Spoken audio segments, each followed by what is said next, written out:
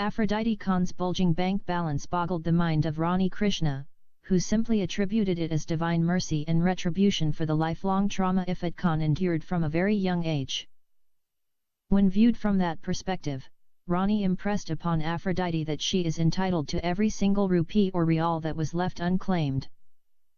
Her sense of justice working overtime, she advised Aphrodite to demand monetary compensation from the estate of Mahmud Khan.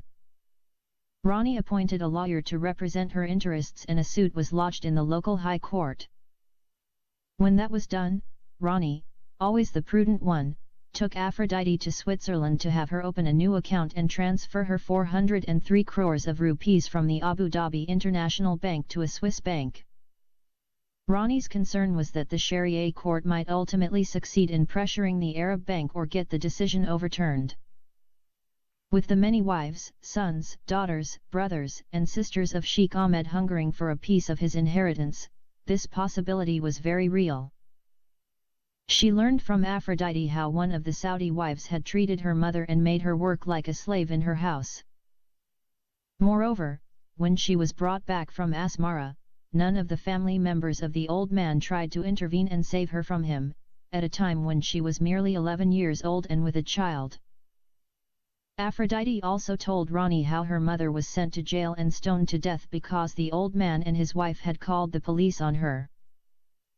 For the first time in her life, Aphrodite Khan enjoyed true freedom. Traveling with her guardian, Rani, to Zurich gave her the security and the openness to see beauty in almost everything. She began to love life for the first time. They stayed at the most beautiful hotels in the city and enjoyed every single minute of their stay there.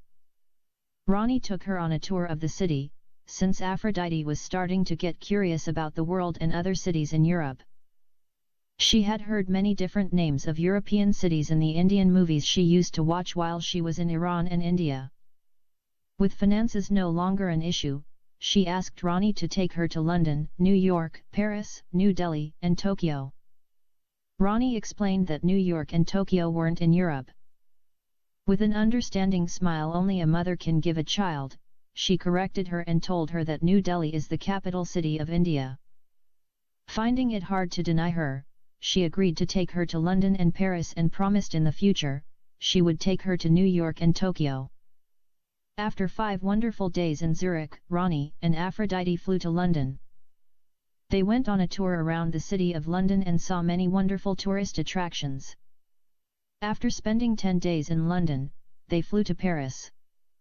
While they were in the beautiful capital of France, they went on a sightseeing tour and visited many places of interests. Aphrodite felt as if she was born again. She was like a bird set free from its cage and allowed to fly for the first time among the clouds and trees. She felt as if her broken wings had mended and she was allowed to fly wherever she wanted to go. She enjoyed the food she ate, the beautiful places she visited, and the wonderful time she spent in the dancing halls. Her gorgeous beauty attracted people wherever she went.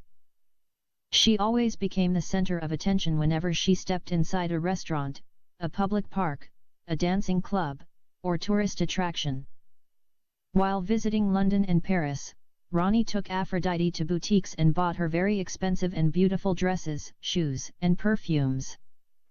In fact, Rani was preparing Aphrodite for her new movie. She was making her fit the part of a movie star.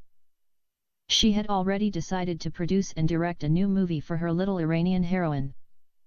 The movie would mirror the life story of the little Indian slum girl, Ifat Khan. She decided to call it The Slum Girl of India and the Old Man of Saudi Arabia. Rani discussed her proposal with Aphrodite and got her consent and approval before she started to proceed with the details. She told her that she would be the main character in her new movie. Since the director, the star and real life were on an extended holiday, within the backdrop of marvelous European cities, Rani began writing the script. She made Aphrodite retell her life story from the time she flew with her mother from Mumbai until she returned back to India with the Afghani terrorist. Every day, whenever they had free time, Rani asked Aphrodite to tell her part of her sad and heartbreaking story. For Rani, it was a period of intimacy, empathy, and discovery. For Aphrodite, it was a time of reflection and therapy to blossoming and putting it all behind. To stay as true to real life as possible, Ronnie intended to go to Eritrea and visit the house where the Saudi began abusing Ifat as a child, through thigh and rape. At first, Aphrodite wasn't the least bit interested in going to that accursed house. She told Ronnie that she just wanted to spend the rest of her life flying from city to city and country to country enjoying herself. Ronnie knew she had enough money to keep her soaring in the air and indulging herself in every kind of enjoyment and pleasure every moment for the rest of her life. She wisely convinced her that life is not all about unmitigated enjoyment and unrestrained pleasure. As human beings, we had duties towards our fellow human beings. We should use our own personal bitter experiences to prevent others from falling victim to the same tragedies. She told her about the examples of the altruistic souls who changed the world with their sacrifices. She told her stories of Socrates, Jesus Christ, Buddha, Krishna, and Mahatma Gandhi. Ronnie also reasoned that exposing evil people and their deeds prevents those deeds from befalling other people. She reminded her of Mahmud Khan's reaction when he was confronted with his deeds. Since he committed suicide, there will never be another young Indian girl for him to claim as a victim. The public would be more aware of situations like this, and those who might be inclined to do the same would be delivered a strong message. Ronnie related her personal experience to Aphrodite. She reminded her that, if she had not stepped in and helped her when she was abandoned by all, she might have ended up as a prostitute on the streets of Mumbai or Tehran or killed herself. This last bit of logic touched Aphrodite, and she started to believe that people can help make things better for others if they only helped each other. Everyone can do something to help. In her case, without her guardian and mentor, Aphrodite was dead sure that her life would have continued to be full of misery and suffering. She never would have known how to shape her life and erase the memories of bad and evil. Ronnie's simple example touched her deeply, and she had a change of heart, sealed by her pledge to do whatever she could in order to expose evil and help her fellow human beings. Flashbacks of her miserable family conditions in the slums only made her more determined to walk down a new path with her savior. She then told Ronnie that upon their return to India, she intended to build a big building to house all the poor children of Mumbai. She even gave the building a name, the Mahatma Gandhi Children's Shelter. Ronnie liked the idea, but in her heart she knew that it would be next to impossible to accommodate all the poor children of Mumbai in one building, no matter how big it might be. Nevertheless, she praised Aphrodite and encouraged her to go ahead and continue thinking along those lines. From Paris, Ronnie and Aphrodite flew to the capital of Eritrea. When they arrived there, Ronnie was shocked when she saw the beauty of the African city.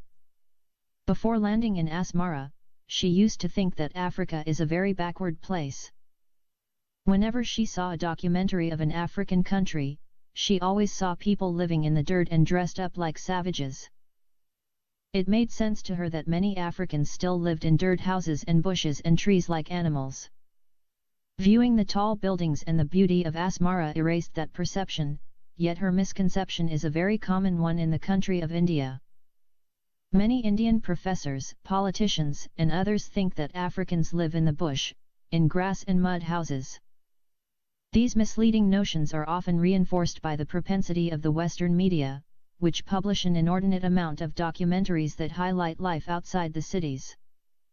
It took Ronnie and Aphrodite 1 week to locate the house where the small Indian slum girl, Ifat Khan, was imprisoned and raped for 3 years. It was through a real estate agency that they were able to find the house. When they reached the place, they found an Arab man and a 9-year-old Eritrean girl were living as husband and wife in the house. When they talked to them, the Arab man claimed to be the owner. He said that he had inherited the home from his deceased father. Further inquiry revealed that he was indeed one of the many sons of the old Saudi. Without arguing with him, Ronnie took Aphrodite to the Asmara police and lodged a complaint of trespass against the tenant. The police informed them that only the court could issue an order for the unlawful tenants to vacate the house. Under advisement from the real estate agency that had helped them locate the house, they sold the house and let the new owners handle the issue of its occupants.